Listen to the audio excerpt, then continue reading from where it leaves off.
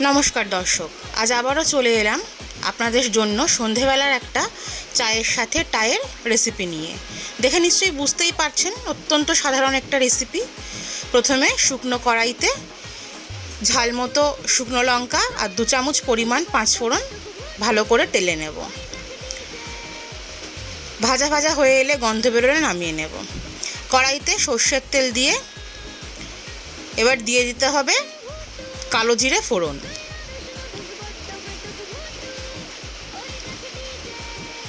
কালো জিরে ফোড়ন দিয়ে খোসা সমেত কেটে রাখা আলুগুলো দিয়ে দেব।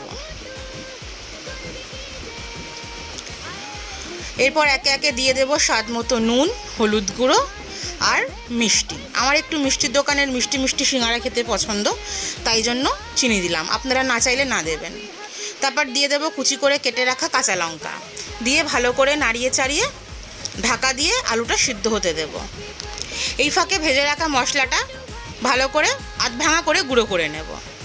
আলু সিদ্ধ হয়ে এলে ঢাকনা খুলে ধনেপাতা কুচি আর চীনাবাদাম, ভাজা বাদাম কিছুটা মিক্সিতে গুঁড়ো করে নেওয়া আর ওই ভেজে রাখা মশলা 2 চামচ দিয়ে ভালো করে নেড়ে চেড়ে সবের সাথে সব কিছু মিশিয়ে নেব। ব্যাস, মিশিয়ে নিলেই রেডি আমাদের সিঙ্গারার পুর। এবার সিঙ্গারার জন্য যে ময়দাটা মেখেছি ওটা রুটির আকারে বেলে নিয়ে মাঝখান থেকে 2 অর্ধেক করে কেটে সিঙ্গারার মতো ভাঁজ দিয়ে ভেতরে পুর দিয়ে নিতে হবে। তারপর এক সাইড মুড়ে দিলেই রেডি আমাদের সিঙ্গারা। এভাবে যতগুলো আপনাদের হবে ততগুলো মুড়ে নেবেন।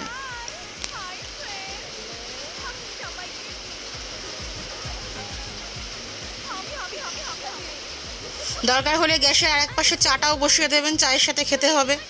নাহলে কোল্ড ড্রিঙ্কস থাকলে বের করে নেবেন, কোল্ড ড্রিঙ্কস দিয়েও খেয়ে নিতে পারেন, যেটা আপনাদের ইচ্ছা। এক বাটি মুড়িও নিয়ে চলে আসতে পারেন। আমাদের হয়ে গেল তাহলে একে একে করে সব সিঙ্গারাগুলো রেডি করা। এবার গরম তেলে ডুবিয়ে দেওয়ার অপেক্ষা। গরম তেলে ভাজতে দেব। হ্যাঁ, অবশ্যই গ্যাসের ফ্লেমটা লো করে ভাজতে হবে। এরকম উপর থেকে লালচে লালচে হয়ে গায়ে ফোস্কা পড়লে বুঝতে হবে আমাদের সিঙ্গারা রেডি।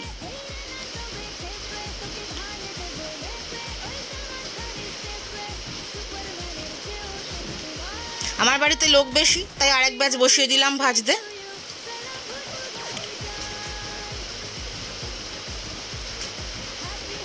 ভেজে নিলাম, আরেক ব্যাচ তুলে নিলাম।